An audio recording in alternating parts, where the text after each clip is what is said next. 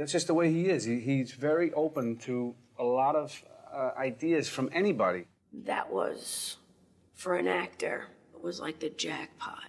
So even during the improv, once we had the improv down, then we had to lock it. You don't improvise on camera when we're shooting. They all think that Marty just doesn't do anything, that he lets the actor say, okay, go ahead, and he sits there like this, you know, and enjoys it. You know, it's not true. I mean, it's so crazy to think that you can go in there and make a movie like that. It has to be structured. You're still saying a script. I said, all right, I'll tell you something. Go fuck your mother. Probably the most memorable improvisation I've ever seen was the Joe Pesci, Ray Liotta improvisation at the nightclub. I'm funny how? I mean, funny like I'm a clown, I amuse you? Which is something that actually happened to Joe years ago, in reality. And so Marty said, oh, well, we must put that in the film. I make you laugh. I'm here to fucking amuse you. And that was very carefully worked on. Within our rehearsal period, I was able, as the co-writer, to record several takes, maybe 4 to 5 takes between Ray and Joe of this dialogue. I then took that and rewrote that, which was then inserted into the script. Funny how? I mean, what's funny about it? It was interesting how he shot that sequence. He's shooting it in a medium shot, not in a close-up. And the reason, I always tell film students this, that it's very important, is that, first of all, he knew the scene was powerful enough that he did not need close-ups. And secondly, what he really wanted to show was how the people around Joe Pesci and Ray Liotta were gradually changing the looks on their face as the sense of dread began to creep into what was supposed to be a casual conversation, and suddenly it is wonderful how you see their faces change, and he was very adamant that that's how he wanted. Because it has to be done the right way, and Marty, that gets a certain spontaneity out of everybody. At the same time, he's got to mold it and shape it with some direction. It has a direction, but it also needs his vision, his directing vision in the editing, as besides just on when we're right there. I try to work with people who really want to do it, people who are really enthusiastic and want to be there. You know, if I'll get there in the morning or something and very tired, and actor says hello, he or she comes up to me and they're all excited about what they're going to do, and that's it. I just suddenly pick up on that and we sail, you know, because you never know what you're going to find. He's always been like that. That's what makes it fun, because he'll say, yeah, let's try this. Yeah, sure, let's do it. And then he'll think of a way, maybe put a little more emphasis on that, or let's make it cleaner and blah, blah, blah. So that gives you the freedom, if you will, to not be afraid to try certain things, and he'll take it out in the editing if it's not working, or he'll just direct you and say, let's maybe work on this, let's not use that, let's just kind of clean it up in a very easy way. Improvisation with actors and the fact you've done it with other actors as well. What is bad acting as far as you're concerned? I mean, in other words, there's a real collaboration between you and the actors, but what is the point when you think, no, they're being too self-indulgent as actors, or no, that this is not... I can never tell if they're being self-indulgent too much. I mean, I guess I could, but I guess what, for me, the hardest thing is to get one actor to talk to the other actor. Basically, for me, acting is just sit down the way we're talking. And now, as I'm talking to you, I don't normally talk to you this way because I know we're being photographed, exactly. And I'm talking a little, lecturing almost to an audience out there. Right. But because I know we have to make a certain amount of points in 10 minutes of magazine time, and it's a little hard. But I find that if I just don't, my ear tells me that I could a lot of the scenes in Mean Streets I didn't even look at. I was hiding behind bars and stuff. I could tell from the earphones if the scene was acting, if the acting was going well. I could tell by the tones in their voices. And that's it, just my ear for dialogue. And that's why I say it might be very difficult for me to do a picture, let's say, in France, or because I have to know more the idiom of the people, the way they speak. Italy, maybe not, but France. Once you start shooting, do you direct him? I mean, you know what I mean? Yeah. I mean, or is it most of it's you two talking it out before, and then once he gets it on the set, once he gets there, there's no sense of saying, you know. Basically, we do a lot of we do a lot of it in well, on Taxi Driver. The script was so solid there was no need to introduce Bob during the script writing session, because Paul wrote it himself. Schrader, he wrote it himself. We got it. Brian De Palma gave it to me. Yeah. Michael and Julia Phillips got it. Whatever that story is. But a Raging Bull. By the time we got to do Raging Bull, we worked very closely together on the script, and in that process, because we wanted to do something very special. This is after Mark Martin had written the first drafts, and then Paul Schrader came in. Mm-hmm. And when Schrader did 2 drafts, gave it to us, we went away to an island. He took it to an island, Bob, likes to go to islands. I'm an urban person. It was very strange, palm trees and things, beach, you know. And it was very nice. It was very, very secluded. And we worked for like 2.5 weeks on Paul's version. And we were able to literally make the film right there. We just made the film, basically. We said everything we had to say. We found that we were going along the right areas with each other. I also found that he was doing things that I didn't even need to know. And he knew that I was going to do things that he didn't need to know. And so that he became very, very reasonable and workable when I was doing very, very intricate shots in the ring. Because he knew that something special I had in mind was going to come out of this, including that sequence where he gets beaten up by Sugar Ray Robinson, which takes only 20 seconds of film time, but took 10 days to shoot. Most people. We just did it. You've said that film can become an obsession with you. Yes. Yeah. And I know that's true. Yeah. And you said, and so you've lost certain things. Without meaning to be presumptuous, what sacrifices do you think you've made in order to create the work, to make the films, to make the career that you've done? What do you think in your life you've sacrificed? I think, you know, as an old friend, old priest told me, he said, you pay a price, you know, and you pay a price. Just quite honestly, you know, a personal life, really, and relationships go by the board. I mean, it was as if the Frank Capra quote, it's like a drug or something that you have to continue. And now, as I say, some people call that drive, some call it obsession, some call it just being selfish and being not a very nice person. But the reality is that I just had to continue that process. And there always seemed to be, I was lucky after doing Last Temptation in '87 and '88 with Goodfellas, I always felt there was always a subject matter around that I felt that I could have the passion to go through this pretty, I must say, exhausting process, and also sometimes, you know, difficult, combative process by the time the film is finished with studios and other things. And so you can't complain about it because that's what I do. I find over the years that, you know, you cut away things in your personal life, and as you get older, you try to, in a sense, deal with a kind of revisiting of that. You deal with the people in the past and that sort of thing. And ultimately, you wind up, you just wind up by yourself and doing your work. I'm lucky I have 3 daughters, and who are very sweet. And, the latest one is 5.5. Yeah. She's getting taller than me. Most people are, but she's, you know, wonderful wife. And so it's in a funny way, after my mother died and my father died, it was almost like recreating the family again, you see. Yeah. They want cheese.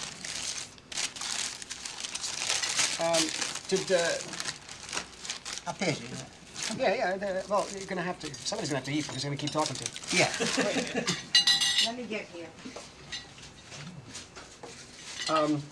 The Taste thematics. this. The thematics I want you to you're talking taste about, this. right? I want you you to talk a taste little this. about Good. the thematics, or? Very good. Taste it. That's a very intellectual, intellectual point about whether my parents I regard my parents as characters in a fiction film or in a documentary. It's very intellectual, that point. It's not a criticism. It's not a criticism. It's something I never thought of. Come on, the raviolis get cold. Yeah, I know. Okay.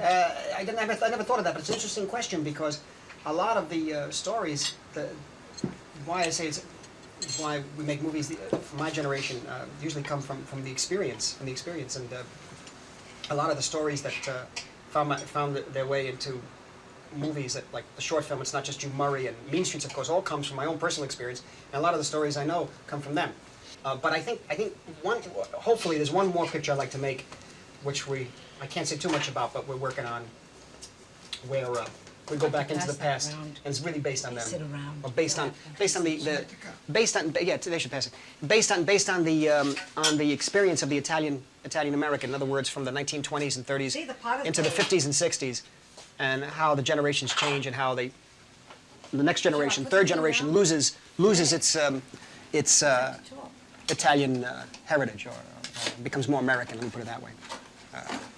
But just a story of survival in the 20s and 30s, based mainly on them and my family. I was sort of working on that as a pet project for, I don't know, in the future sometime. Oh, you'll see that. Huh? You'll see that picture, then you realize. I said them a little later on, when maybe I'm gone, it's better, because they know where it comes from, and I don't want to get hurt. Hey, hold on. Why don't they eat a piece? She's holding it. Wait a minute. Wait a minute. Go around. That's All right, Ed, go ahead. Good. No, let them have a piece each. Let them taste it. They could eat. All right, it's okay. They eat after they eat. Don't worry, they'll eat. I'm gonna have one ravioli. The trouble is, maybe if they two taste it, raviolis. they're not going to have enough because they're going to like it. If they taste, it's not going to work anymore. Where is that from? The mozzarella with the... That's from De Paolo. De Paolo, I had it made The special. famous store down on... You want a piece? You want a piece? You gonna take? You want one? No, no.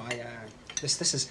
But this is some sort of a fresh ricotta, isn't it? Yeah, the same thing. Ricotta and milk and Romano, what do you call some kind of cheese on there? I got his special ones too. He likes the big ones. Yeah, well, these are nice. Yeah, I mean, I still like the place. What is it on 6th Avenue? No, well, they're not the way they used You to like be. those? The original people left, But Marty. they don't make They're them not. this big. What's the name of that place? What's the name of that place? Raffidi's. But they don't make them this big. They make them small. Really? Yeah. No, that's good though. Right? That's bad. How delicious this prosciutto. Give it to them. Batteries, Put the macaroni and everything in there. Maybe it has to be. You know how this thing works? I mean, Well, I don't know. I can't. let me see. You figured it out. I think we're gonna have to. Had the same trouble here tonight. Yeah, but we just keep putting new battery. Oh, here it goes. Okay. Oh, there you go. Yeah. Let's take that picture. So, Charlie, why don't you tell them what you like in Marty's movies? Don't do that with your chair.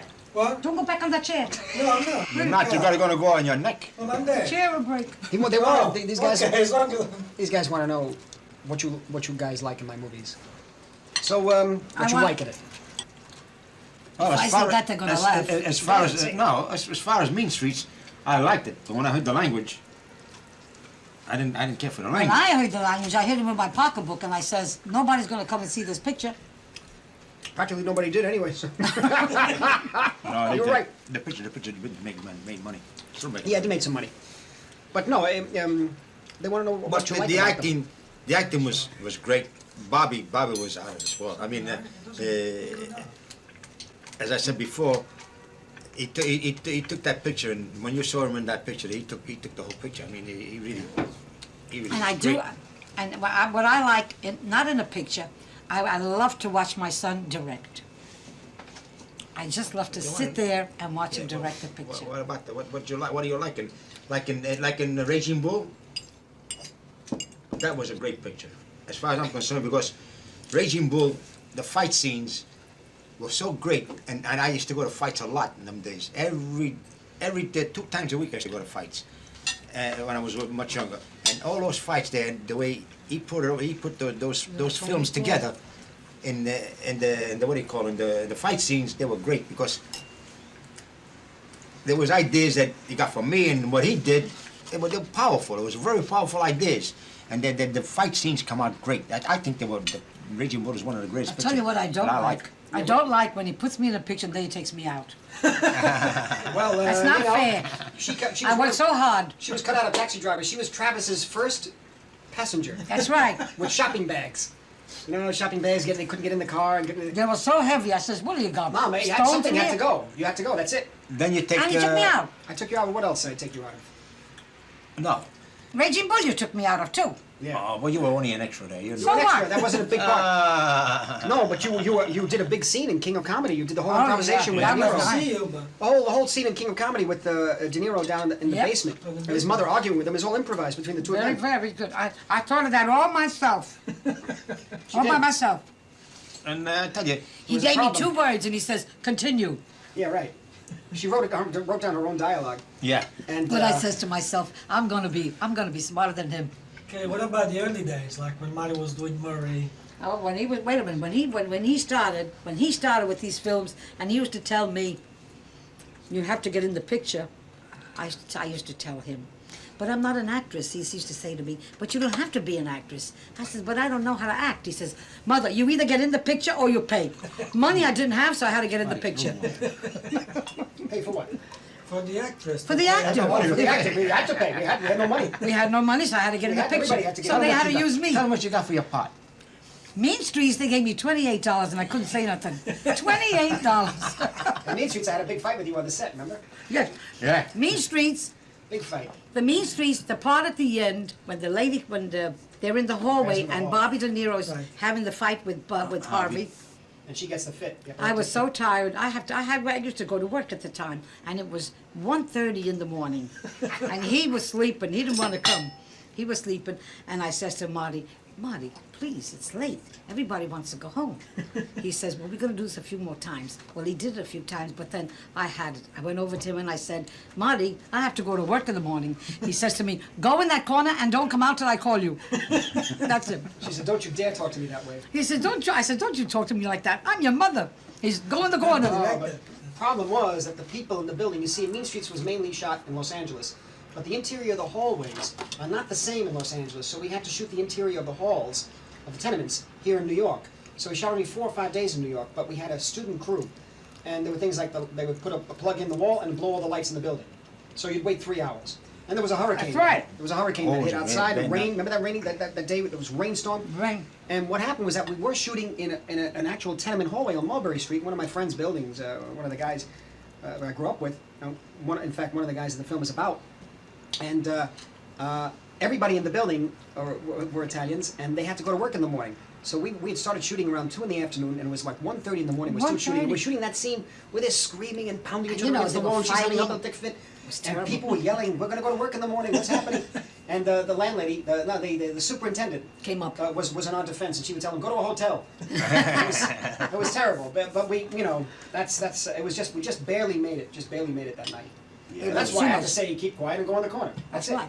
But actually, you told me you got it from so many angles. She said you got it from a wide angle, you got it from a medium shot. Let's go home. Let's go home. That's right. I have to watch it. I said, hey, you know now too we much. do it this way. Now we do it that way. So I figured he's got it from all angles. Get it. I started to understand the angles. Well, because you knew from the student films that were able to Of help course. it. But I couldn't imagine the beginning what he was doing, especially when he made It's Not Just You, Murray, yeah. and he got me up 5 o'clock in the morning to cook spaghetti. That Yeah. was it. Because he had to have the scene with the hot spaghetti. Yeah. And we went up to the Bronx and it was freezing up there. Open wide spaces, Yeah, it was nice. Oh, that was something. And he says to me, you and your son are both crazy. So I says, well, somebody has to help him. I'm not getting paid for it. You know what was funny? When he made Who's That Knocking? Oh, God. I had a job that I go in the morning, at 9 o'clock in the morning, 10 o'clock in the morning, come home maybe, as soon as I get finished, all hours of the day. I come home at 1, 2, 3, 4, 5 o'clock in the night, This day, I happen to come home early. I got my house, I put the key in the door, I can't open my door. All of a sudden, they said, shh, what do you mean, shh? They're shooting a film there, they didn't tell me nothing. They didn't say nothing between him, his mother and him. Well, I had to help him. They says, they shot the film. I got so mad. It's my own house, I couldn't get in. I couldn't get in. And they shot the film. We shot Who's That Knocking in the apartment that I grew up. 253, yeah. We shot the love scenes They in the used bed my between, mother's bed, but they used my bedroom. Her bedroom, their bedroom we used The love for scene? the scene with Zena See, Zena but and the- Harvey Keitel, the love scene. That's right. See, Well, it's not a love scene, he didn't make love to her in the scene. Oh, no? He loved her too much, she wouldn't make love to her. yeah, but They respected her. the He thing wouldn't- is, he wouldn't make love to her. they made this proposition between the mother and son. They didn't tell me nothing. Yeah, Well, what was it It going had to to be be? shot, man.